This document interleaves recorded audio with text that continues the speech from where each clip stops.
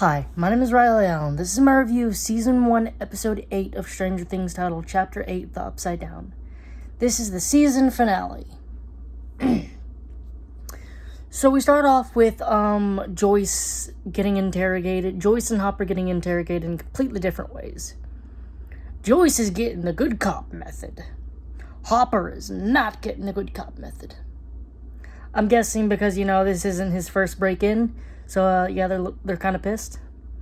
They threaten to Hopper that they're gonna kill him and make it look like an overdose, which is just like, damn. And then Hopper proceeds to make a deal with them that he and Joyce can go through the Upside Down in return for telling them and get Will in return for telling them where Elle is. Of course, he makes Brenner promise that Lucas, Mike, and Dustin won't be hurt, which just... why the fuck would he trust that deal? There is not a single ounce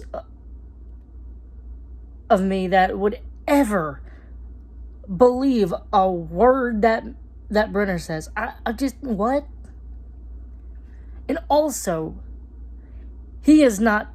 I don't think that Hopper thought that through either, because I mean, to their credit, they did kind of keep their promise. They didn't actively try to hurt him, but like... Also, he didn't mention Jonathan and Nancy. So is this just Hopper like, fuck those guys. Fuck teenagers. I don't like teenagers. Or did he already have a hunch that they skipped out on him? Is that like a... I don't know. I feel like Hopper couldn't have known. Hopper couldn't have known that they had left, so he should have also asked for Jonathan and Nancy.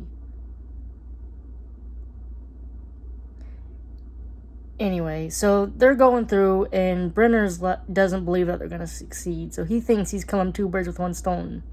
He's getting rid of two nosy people, getting his he's getting rid of two nosy people, and getting his pet project back. A win-win all around for him. So Jonathan and Nancy are setting the traps, but here comes Steve, who has picked the worst moment in time to come, apologize and clear the air.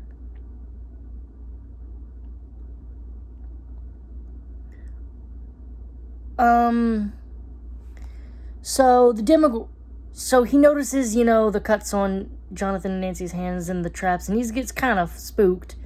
Then the Demogorgon comes, and they try to fight it off. They send Steve away and he flees, but to his credit, he stands on business, and when the lights start flickering, he comes back in the house and saves Jonathan's life. So, yeah. Steve is an awesome character. I think I read somewhere that they planned on killing Steve. Whoever read the script and decided, nah, we're not gonna do that. They're awesome. Then again, I could have just heard incorrectly, and Steve was never meant to die.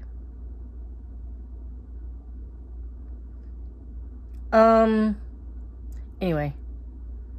They get it trapped and burn it, and it flees wounded. Jonathan hears his mother from the upside down, and vice versa, while they're in the house, while her and Hopper in their upside down version of her house. Through this episode, we also got flashbacks of Jim's daughter, who died of cancer. The bad men arrive at the middle school, and they end up... 11 proceeds to melt their brains, killing most of them, which is just like, damn. Alright. That was, I think, my favorite moment of the episode. So, then the Demogorgon arrives and basically kills them all. Meanwhile, Hopper and Joyce manage to succeed in getting Will, who isn't breathing. They do, CPR and get him back, and they escape. While Elle sacrifices herself and seemingly dies while killing the Demogorgon. Ted and Karen arrive on scene, and, yeah. How did they even know where to go? It looked like the police had just got there. I don't know. So they're at the next scene is they're all at the hospital, which is like, and when I say all, I mean all. I don't know. Did we see Dustin and Lucas's parents at the hospital? I don't think we did. Or it could have been. I don't know.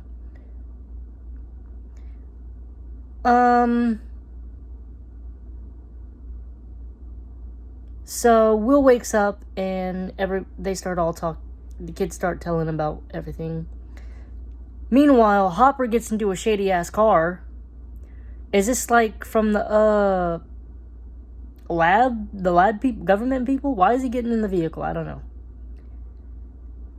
Anyway, we flash forward a month. It's Christmas. They're wrapping up a new campaign. Well, Nancy gives Jonathan a gift as he's there to pick up Will.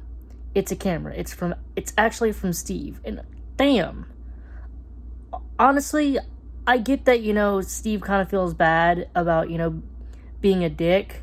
But I stand by what I said. Jonathan at least deserved to get his shit rocked for being a creep. Taking pictures. He needed that camera to be destroyed, but I do love that, Steve has basically completed his arc of going from a douchebag to a decent dude and gets Jonathan a new camera. And hopefully Jonathan completed his arc from being a weirdo to a decent guy too. So hopefully no more peeking Tom.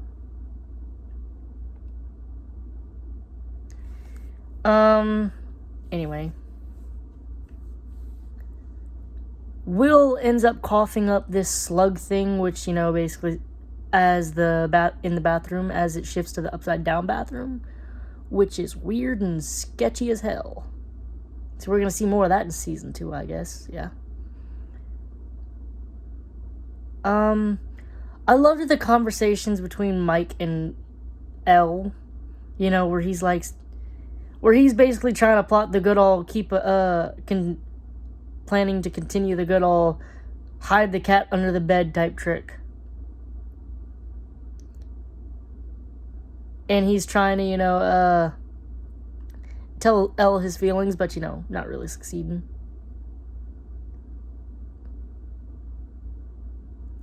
Also, it shows Hopper leaving food for what is seemingly Elle. And I'm guessing he's doing this because he does feel bad, guilty about kind of selling her out, which kind of puts her in this position. Which, yeah. Okay. But also, how did he figure out that Elle was still alive? Is that what the government people was telling him? I don't know. Overall, this episode was pretty... Also, it does show that Nancy and Steve are still together, which is okay.